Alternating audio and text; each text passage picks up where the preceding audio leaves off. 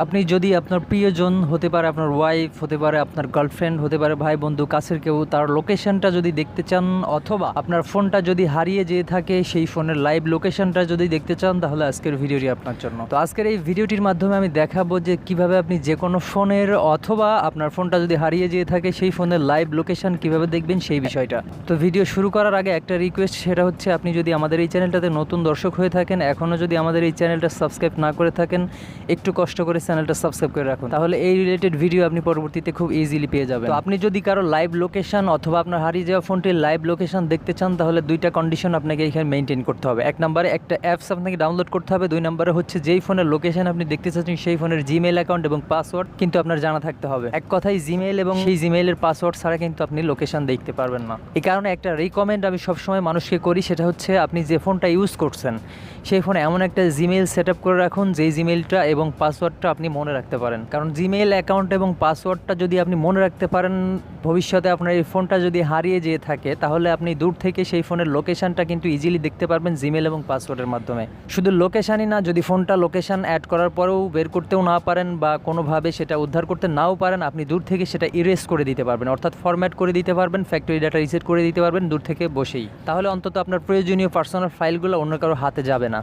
এই কাজটা অন্তত করতে পারবেন সেই কারণে। তো ধরে নিলাম যেই ফোনের লোকেশন আমরা বের করতে চাচ্ছি বা দেখতে চাচ্ছি সেই ফোনের জিমেইল অ্যাকাউন্ট এবং পাসওয়ার্ড আমাদের হাতে আছে বা আমরা জানি। তো এখন আমাদেরকে চলে যেতে হবে গুগল প্লে স্টোরে। প্লে স্টোরে যাওয়ার পর লিখবেন ফাইন্ড মাই ফোন।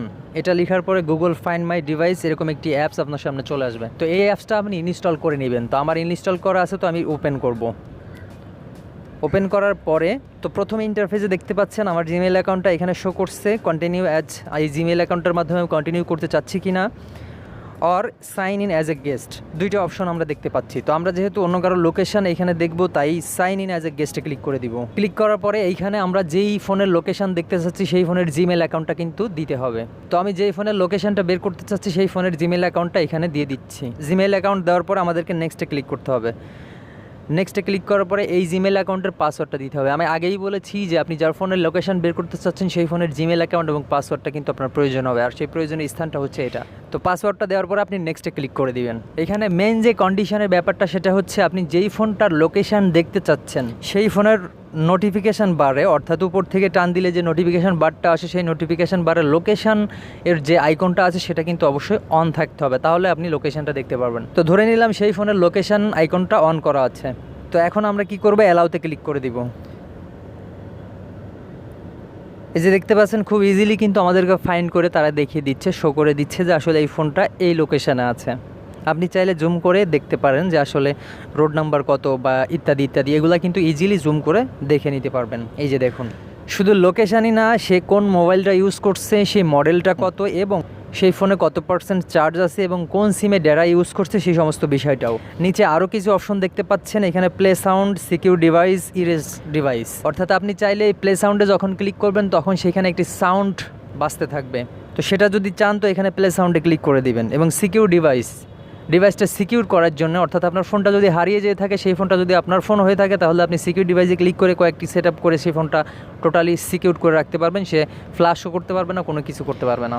দেন লাস্টে যে অপশনটা আছে সেটা হচ্ছে ইরেজ ডিভাইস। এটা খুবই ইম্পর্টেন্ট একটি বিষয়। তো ধরে নিলাম যে আপনার ফোনটা হারিয়ে গেছে, আর এই অ্যাপসে আসার পরে সেই জিমেইলটা এবং পাসওয়ার্ডটা আপনার সেই ফোনে ছিল, সেটা দিয়ে আপনি এখানে লগ ইন করলেন। লগ ইন করার পরে এখন ইরেজ ডিভাইসে যদি ক্লিক করেন তাহলে সেই ফোনটা টোটালি ইরেজ হয়ে যাবে, অর্থাৎ টোটালি ফরম্যাট হয়ে যাবে, ফ্ল্যাশ হয়ে যাবে। তখন অ্যাডভান্টেজটা হচ্ছে, এক নম্বরে আপনি তার লোকেশনটাও দেখতে পেলেন, দুই নম্বরে ফোনটা যখন ইরেজ করে দিবেন তখন আপনার পার্সোনাল, একটা ফোনে কিন্তু পার্সোনাল ইনফরমেশনগুলো থাকে, ছবি থাকতে পারে, ভিডিও থাকতে পারে। তো আপনি যখন ইরেজে ক্লিক করে দিবেন তখন কিন্তু সেই ফোনটা টোটালি ফরম্যাট হয়ে যাবে, ফ্ল্যাশ হয়ে যাবে, তখন আপনার পার্সোনাল ফাইলগুলো অন্য কারো হাতে গেল না। তো এইভাবে কিন্তু খুব ইজিলি আপনি যে কোনো ফোনের লোকেশন সহ আপনি হারানো যাওয়া ফোনটার এইভাবে কিন্তু ইরেজ করে দিতে পারবেন। তো এই ছিল মূলত আজকের এই ভিডিওটিতে। ভিডিওটি যদি ভালো লেগে থাকে অবশ্যই একটি লাইক করে চ্যানেলটা সাবস্ক্রাইব করে রাখবেন। দেখা হবে পরবর্তীতে খুব ইন্টারেস্টিং ভিডিও নেই, সেই পর্যন্ত ভালো থাকবেন, সুস্থ থাকবেন, বাই, টাটা।